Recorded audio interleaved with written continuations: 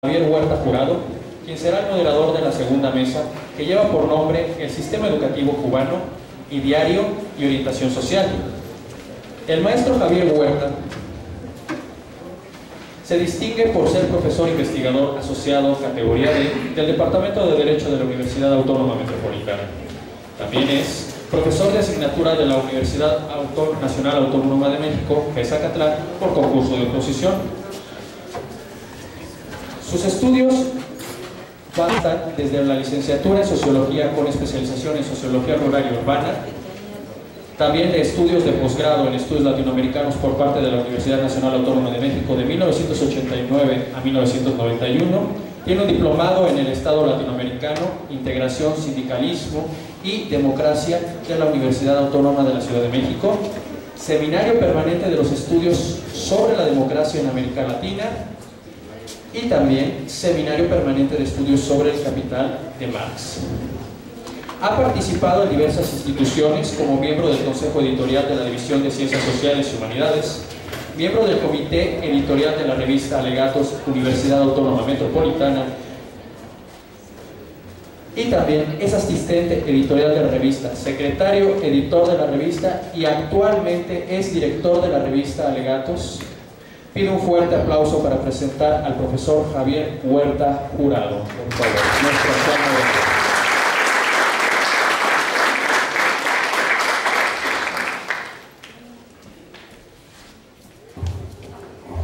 Buenas tardes nuevamente a todos.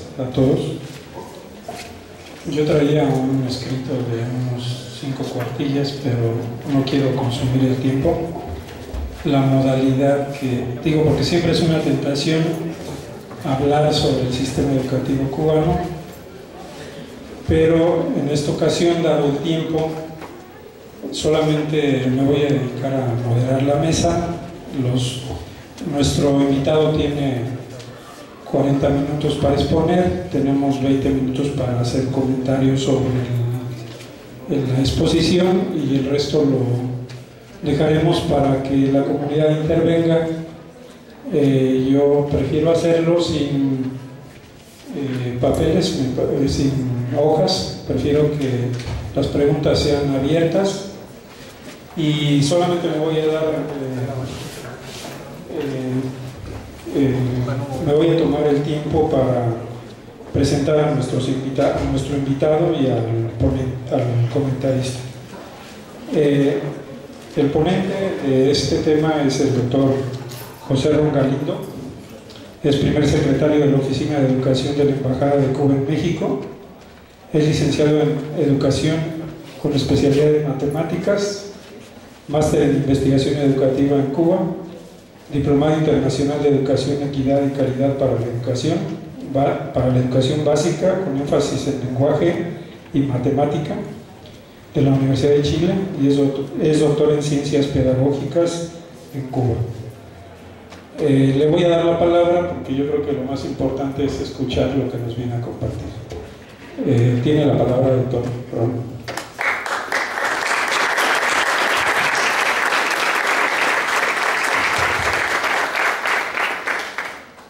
Bueno, primero agradecer a Viviana porque ya adelantó algunas de las cosas que íbamos a hablar, porque realmente en el ámbito de la economía y en Cuba es muy grande, ¿no?, lo que se invierte día a día en el campo educativo, e incluso en algunas cosas que vamos a comentar mañana también en el campo de la salud. Fíjense que hay elementos muy comunes y que voy a transmitir, ¿no? Primero quería mostrarles una situación en la que estaba Cuba en el año 53 en el campo de la educación, que es una situación en la que hoy muchos países del mundo se mantienen. Trato de ver porque quiero mostrarles cómo hemos ido avanzando y trabajando en el campo de la educación y cómo es posible lograr un cambio en esas situaciones donde realmente el número del analfabetismo es muy alto. Más de medio millón de los niños en Cuba en aquel año estaban sin escuelas. La enseñanza primaria solo llegaba a la mitad de la población en edad escolar y la enseñanza media superior era para minoría de la población. se dan justamente ahí las primeras acciones que están en el... Y vuelvo a hacer referencia a lo que la Viviana nos planteaba, y es referido al alegato de Fidel en el asalto al cuartel Moncada y su autodefensa, donde ya él desde ahí planteaba los 6 problemas esenciales a los cuales se pretendía resolver la revolución en el caso de Orlando. Y justamente esos fueron los primeros problemas a los cuales la revolución trató de darle solución con el triunfo de la revolución en el 59, donde ya los problemas educativos eran mucho mayores. O sea, si en aquel momento la población, el analfabetismo era un 23%, ya en el 59 era de un 57%. O sea, esos problemas se habían acrecentado, la situación era mucho más difícil, la cantidad de maestros desempleados, a pesar de la necesidad educativa, era muy grande. Solo existían en el país 6 escuelas normales. Hoy Cuba tiene 16 universidades de ciencias pedagógicas que forman y desarrollan los maestros en el país. Y aparecen entonces las primeras medidas en el año 59. Bueno, fíjense cómo en un solo día la decisión de crear 10.000 aulas para la enseñanza primaria. Se extienden los servicios educacionales a todos los rincones del país. Se comienzan a analizar las medidas inmediatas para eliminar el analfabetismo, que después voy a dedicar un aspecto especial a ese elemento, y se reorganiza el Ministerio de Educación, que hoy se divide en 2, el Ministerio de Educación, que atiende toda la educación básica, y el Ministerio de Educación Superior, que atiende directamente todas las universidades en el país, que antes de la revolución solo existían 3 universidades públicas en el país. Hoy hay 63 universidades en todo el país, representativas en cada una de las provincias del país. Se da la primera reforma integral de la enseñanza, donde ya empiezan a aparecer los principios de la educación y cada uno de los elementos a los cuales se trabaja. Se hace la construcción masiva de escuelas, se convierte en 69 cuarteles militares que existían en Cuba en escuelas y centros educativos, y comienza un desarrollo de la educación técnica profesional.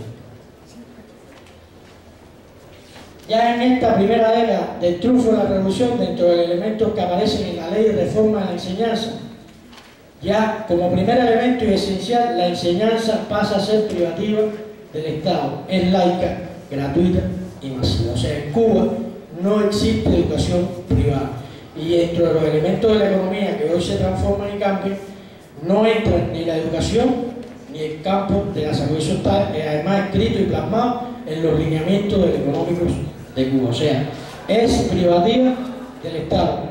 Digo gratuita y masiva porque todos los niños en Cuba en edad escolar hoy están en la escuela. Por ley, los niños en Cuba no pueden trabajar hasta los 17 años. Pero además de eso hay todo un sistema montado en el sistema educacional, las escuelas y el contacto con la comunidad, que hace que los niños estén todo el tiempo en la escuela y no quede un solo niño fuera del sistema educacional. En aquel momento, al principio de la revolución, se estableció como obligatoriedad hasta el 6º grado. Hoy, el sistema educativo cubano es obligatorio hasta el 9º grado. Y le adelanto que el índice del nivel educativo en Cuba como promedio hoy es 11º grado. Se convierte en las guarderías tradicionales en círculos infantiles, que después les voy a hablar de algunas alternativas que se desarrollan en esa etapa. Se crean más de 50 escuelas de niños con necesidades educativas especiales. Este era un campo que antes de la revolución era nulo oscuro, o sea, no existía la educación especial. A partir de aquí se crean 50 escuelas, en ese momento hoy hay más de 400 escuelas que permiten dar una atención diferenciada a los niños que tienen ciertas carencias y necesidades de educación especial. Y bueno, comienza esta verdadera revolución y se crea la educación obrera campesina, que viene siendo una educación de adultos que permite, primero, que ya cuando se genere el programa de alfabetización, todas estas personas que se van alfabetizando puedan reincorporarse a través de esta enseñanza al sistema educativo del país y pueda ir venciendo cada uno de los niveles de enseñanza. Por esta vía, muchas personas que en Cuba nunca pensaron que siquiera la posibilidad de saber leer y escribir, hoy llegaron a ser grandes profesionales en el área de la medicina, en el área de las diferentes especialidades, por los cuales se conocieron y tuvieron la posibilidad de estudiar. Llega entonces, en el 61, la famosa y gran campaña de alfabetización. Y ya le decía que se había desde el 59 comenzado a estudiar cómo se iba a lograr. Y Cuba, en un año, logra eliminar el analfabetismo. O sea, la UNESCO declara libre analfabetismo cuando usted tiene menos del 4% de analfabetismo. Vean que se convocó masivamente toda la población cubana a los distintos rincones del país. Habían estudiantes, habían profesionales, habían trabajadores, obreros, todos se convocaron masivamente a cada uno de los rincones, y el 22 de diciembre, que además es el día que se declara, por eso mismo, el Día del Educador en Cuba, se declara Cuba en un acto público en la Plaza de la Revolución libre de analfabetismo. En un acto muy emotivo, donde cuando Fidel concluyó, todos los alfabetizadores masivamente le pidieron a Fidel, dinos ahora qué otra cosa tenemos que hacer, de forma masiva. O sea, sentían la labor que habían hecho desde el punto de vista humano al sacar a toda esta población que estaba sumida en el analfabetismo y habían aprendido a leer y escribir, y luego se incorporarían al sistema educacional para cumplir todos sus planes futuros. Ya en la década del 71 al 2000, Cuba, a partir de ya más de 10 años de desarrollo de la revolución, ya empieza a tener un grupo de profesionales destacados en el campo de la educación, y entonces comienzan a crearse secundarias básicas en escuelas del campo, lo cual permite la vinculación del estudio con el trabajo, que es un principio de la educación cubana. Se da lo que nosotros llamamos en Cuba la segunda revolución educacional, porque se imaginarán que con la creación de tantas escuelas había entonces necesidad de más profesores y educadores en Cuba, y se crea el destacamento Manuel Ascunce Obrero, donde muchos profesionales dejan su profesión, hacen cambio a otros estudiantes y se incorporan a la formación de profesores para pasar al campo de la educación. Y se amplía la red de instituciones educativas. Aquí dejo como elemento especial los planes y programas, porque nosotros, a partir de la situación al principio de la revolución, asumimos sobre todo los planes de estudio y programas de países que nos apoyaron, como la Unión Soviética, Alemania, etc., donde además se formaron muchos de nuestros especialistas, y luego, a partir ya de la década de los 70, empezamos con esos especialistas formados a crear y desarrollar nuestros planes y programas de estudio, que hoy se actualizan a partir de los resultados de la investigación que realizan cada uno de los centros educativos. Se actualizan y reactualizan cada 10 años en el país. En estos momentos justamente estamos en un cambio y ajuste de los planes y programas de estudio y los libros de texto para la enseñanza a partir de los resultados que hemos tenido ya en la educación. Y llega un periodo del cual ya hablamos, que realmente, fíjense la situación que además Viviana explicaba bien, que queda la economía cubana prácticamente muy devastada. Sin embargo, quiero hacer hincapié en un elemento esencial ahí en rojo, y es que a pesar de la situación que tenía el país, de lo difícil que estaba la situación, nunca dejó de funcionar una escuela en Cuba, con los mínimos recursos, con las mínimas condiciones, pero se mantuvo la garantía del sistema educacional cubano. Ya llega entonces el año 2000, empezamos con un mayor respiro en la economía, y ya Fidel nos plantea en el 2002, en el aula magna, en una conferencia, que hoy buscamos lo que a nuestro juicio debe ser y será un sistema educacional que se corresponda cada vez más con la igualdad, la justicia plena, la autoestima y las necesidades morales y sociales de los educadores. O sea, ya estábamos en condición de poder dar una invención, una mejoría en la escuela desde el punto de vista de sus condiciones y desde el punto de vista de su estructura, para, con el sistema educacional que ya veníamos trabajando, poder avanzar. Aquí hay un elemento que también nos plantea Fidel, y quiero hacer hincapié en un elemento además reconocido por la UNESCO este año: Cuba como uno de los países que invierte más de su economía en el campo de la educación. Y destaco ahí que Cuba dedica el 12,9% de su Producto Interno Bruto al desarrollo de la educación. Y ahí planteaba lo que estamos realizando en el campo de la educación es excepcional en la historia de la humanidad. La página que hoy está escribiendo nuestro pueblo será una repercusión universal. Cada ser humano es diferente, esto es importante, y por tanto la palabra clave es la educación diferenciada, no solo con relación al hombre, sino también con respecto a sus condiciones sociales en las que desenvuelve. Y voy a profundizar también en ese último aspecto. Y aquí los principios básicos que hoy nosotros regimos en la educación. Primero, el carácter masivo y con equidad de la educación. ¿Qué quiere decir? Todas nuestras escuelas tienen las mismas condiciones, los mismos recursos, y en ellas todos sus estudiantes tienen las mismas posibilidades. Por eso nuestros estudiantes, la familia de los niños, no decide a qué escuela van, sino los niños van a la escuela que está en su comunidad. Por tanto, eso garantiza que la escuela sabe, conoce cuáles son los niños que van a ingresar a su escuela. Lo que hace que si un niño no llega a la escuela tiene la obligación de ir a buscarlo a su casa y obligar a su familia a que el niño vaya así, y a obligar a que el niño vaya a esa escuela. Si un niño de esa escuela tiene un problema serio de salud, una enfermedad determinada que le impide la escuela tiene que enviar un maestro a la casa del niño para que el niño reciba la educación. Por eso es que nosotros garantizamos que todos los niños que comienzan en el ciclo escolar llegan al final del ciclo escolar y no tienen ninguna afectación en su proceso docente educativo. Existe una participación democrática de la sociedad, porque la escuela no es la única, o sea, que incide en que el niño vaya a la escuela. Si hay alguna situación, la propia comunidad, la estructura de los CDR que hoy tenemos en la comunidad, hace que esa familia tenga que llevar a ese niño a la escuela y ese niño no debe de cruzar su estudios. Esta combinación de estudios con el trabajo, que ya lo explicaba, los estudiantes nuestros dentro de su plan de estudio tienen la posibilidad de ir dentro de ese mismo plan de estudio a realizar labores agrícolas al campo, pero además contribuyen dentro del trabajo social de la comunidad y de la salud.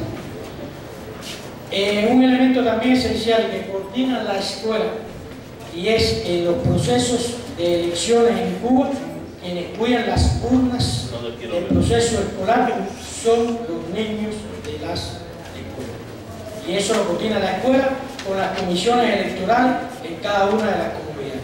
Eso garantiza credibilidad en los resultados de las elecciones. La atención diferenciada e integración escolar, o sea, cada maestro tiene que conocer los niños, no solo en su proceso docente, sino cómo viven, cómo se alimentan, qué posibilidades tiene él de acceder a los diferentes elementos de la educación para tenerlo en cuenta dentro del proceso educativo en esa educación diferenciada.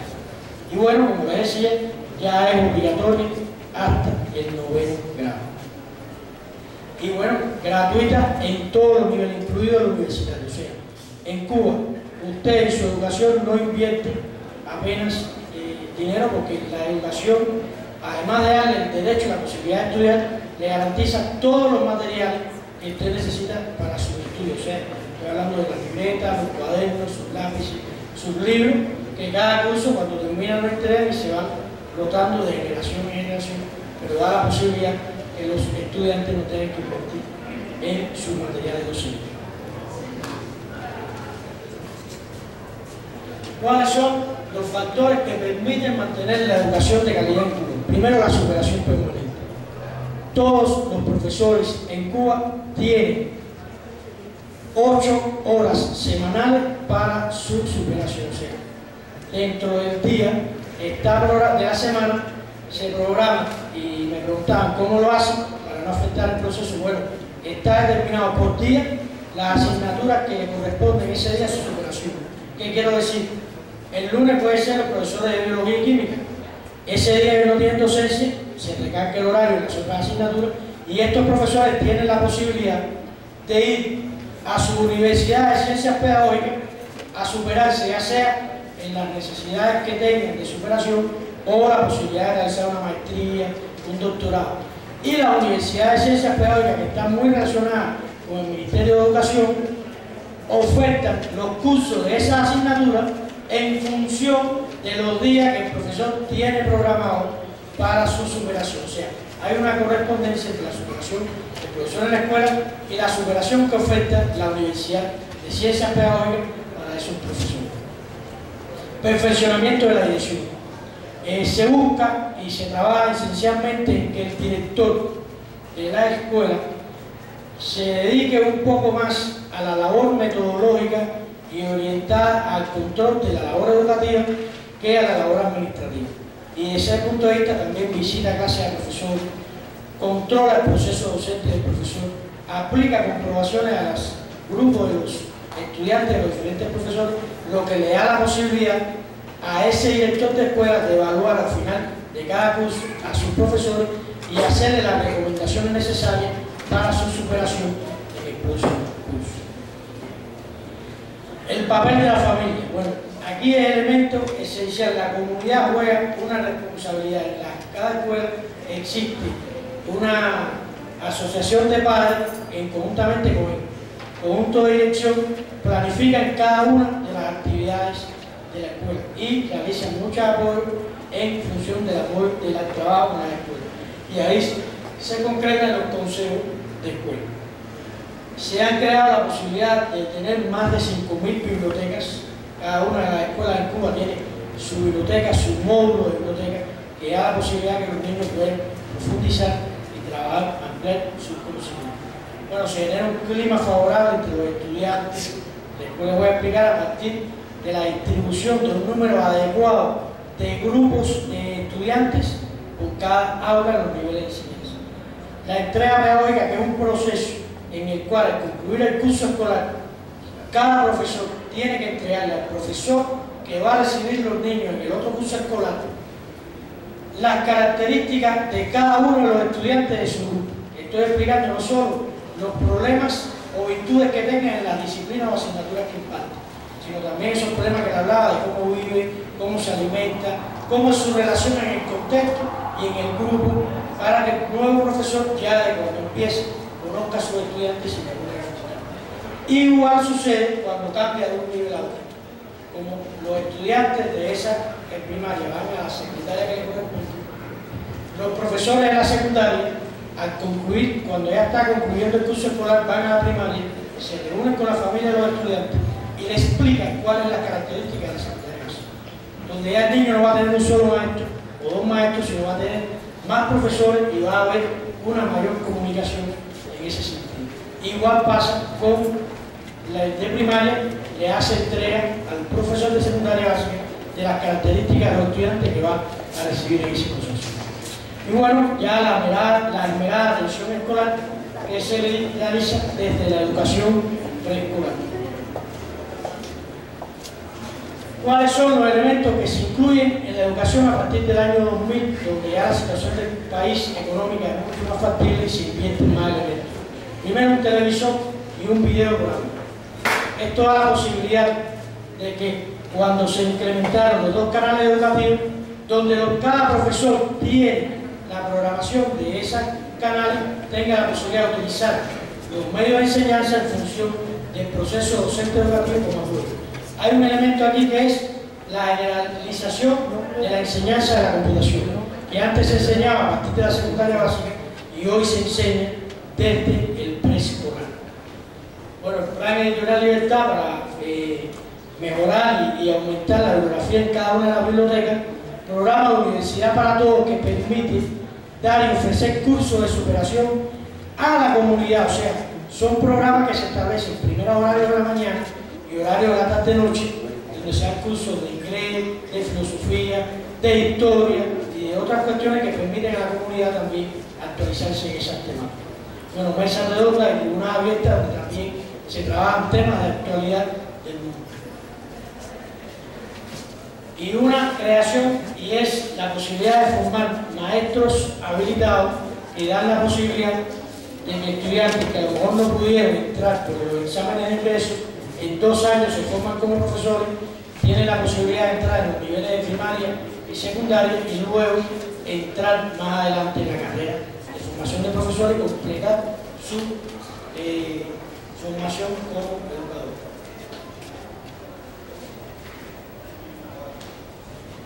Bueno, la creación ya de la formadora de maestros primarios, que justamente este año va a graduar más de 4.500 profesores para la educación primaria y la educación especial, y que genera más de 12.643 nuevos empleos a la prisión. La creación de trabajadores sociales que trabajan conjuntamente con las escuelas para mejorar las condiciones de los estudiantes que hoy tenemos. La creación de escuelas de instructores de arte que permiten